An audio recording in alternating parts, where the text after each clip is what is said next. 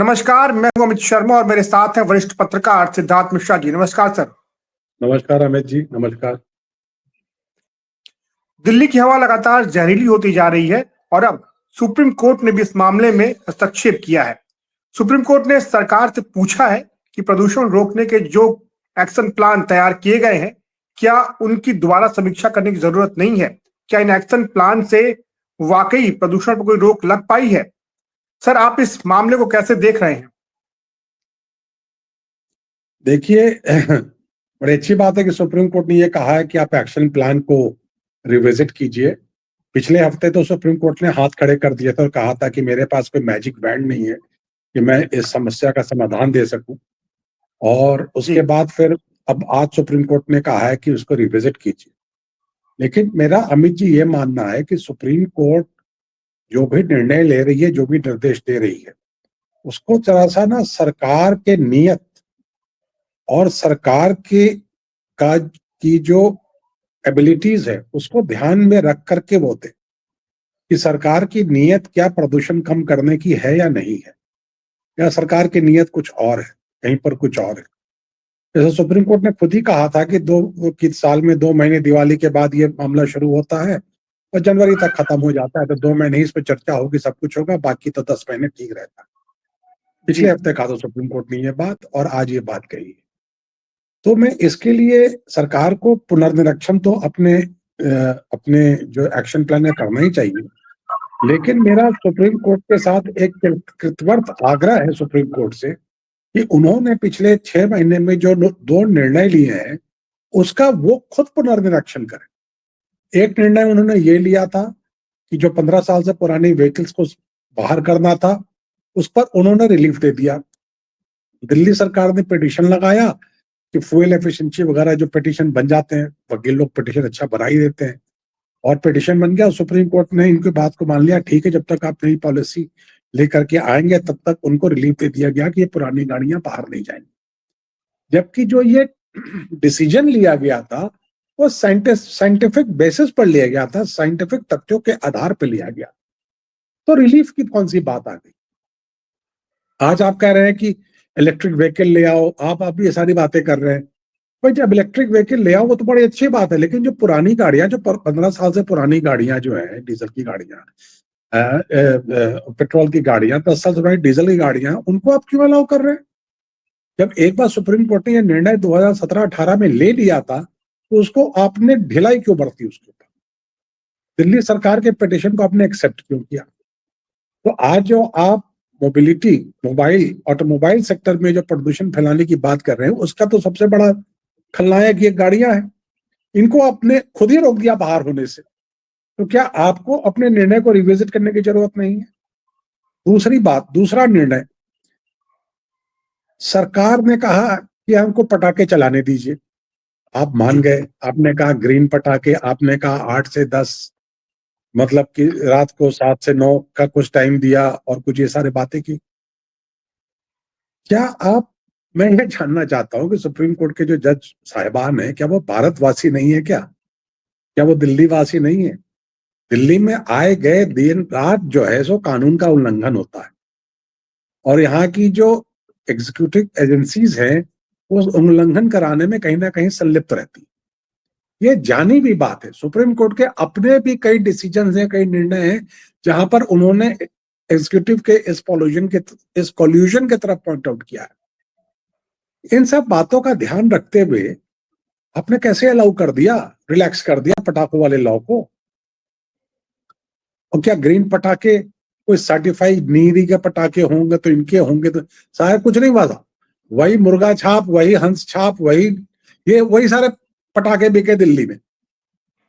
और दिल्ली सरकार के मंत्री ने रिकॉर्ड पे आके भी कहा कि भाई सुप्रीम कोर्ट ने हमारे इस पर, अगर आपको एक परमिशन दिया था दिल्ली के लोगों को कि रात को 10 बजे तक पटाखे चलाना बंद कर दीजिएगा, आपने किया नहीं बंद। रात के 2 बजे 3 बजे तक चलते रहे पटाखे। उसके बाद गुरु नानक जयंती पटाखे चले। दिल्ली में आज के टाइम में शादियों का माहौल है, आप देखिए साहब क्या पटाखे चल रहे हैं। कौन कंट्रोल कर रहा है? कौन देख रहा है उन पटाखों को? ये पटाखे कहाँ से आए हैं? वो ग्रीन पटाखे हैं या ब्लू पटाखे हैं या रेड पटाखे, कोई चेक कर रहा है क्या इसको? जितनी शादियां हो रही हैं सबके साथ वो एक डीजे वाली गाड़ी चलती है जो कि बिल्कुल आपके बिल्डिंग को हिला देती है, कंपन करा देती है। कोई रोक रहा है क्या उसको? जी दिल्ली में आपने एयर पोल्यूशन और नॉइज पोल्यूशन दोनों जम के इस समय हो रहा है, और सुप्रीम कोर्ट सरकार वो कह रही है कि आप रिविजिट कीजिए पॉलिसी को। अरे सरकार की नियति नहीं है इस पॉलिसी को रिविजिट करने की। सरकार लगाम लगाना चाहती ही नहीं। जो मेन दो ये हैं, मतलब मुद्दे जो हैं, जो कि व्हीकल्स, पुराने व्हीकल्स का जो व्हीकल का जो ऑटोमोबाइल पॉल्यूशन है, उनको हटाने की उनकी नियत नहीं है। खुद ही सरकार ने पिटीशन दिया है। और दूसरा पटाखे, जो क्रैकर्स का पॉल्यूशन है, उस पर भी सरकार ने खुद ही पिटीशन दिया है रिलैक्सेशन के लिए, और सुप्रीम कोर्ट ने दोनों पिटीशन को माना है। और उसके बाद कैसे सुप्रीम कोर्ट के डायरेक्टर्स की धज्जियां उड़ाई गई हैं वो हम और आप देख रहे हैं। पॉल्यूशन गहराया किस रोज से? दिवाली के अगले रोज से।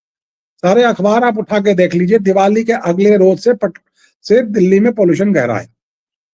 जी तो मेरी सुप्रीम कोर्ट से कर्तव्य प्रार्थना है कि जब भी इस केस की अगली हियरिंग हो, they should revisit their own decisions regarding these two issues. एक तो जो पुराने व्हीकल्स को उन्होंने रिलैक्सेशन दिया उस इशू के ऊपर, और दूसरा ये पटाखों वाले इशू के ऊपर। जी वर्मा साहब, सर। सरकार क्या रिविजिट कर लेगी अपने एक्शन प्लान को? सरकार के पास कोई एक्शन प्लान आता है, फिर तय होता है बड़ा अच्छा एक्शन प्लान है, 3 साल बाद हम इम्प्लीमेंट करेंगे। और जब 3 साल बाद 5 साल इम्प्लीमेंट करने का आता है तो उस समय सरकार रिलैक्सेशन मांग लेती है और कोर्ट रिलैक्सेशन दे देता है। तो ऐसे तो प्रदूषण वगैरह कम नहीं होगा।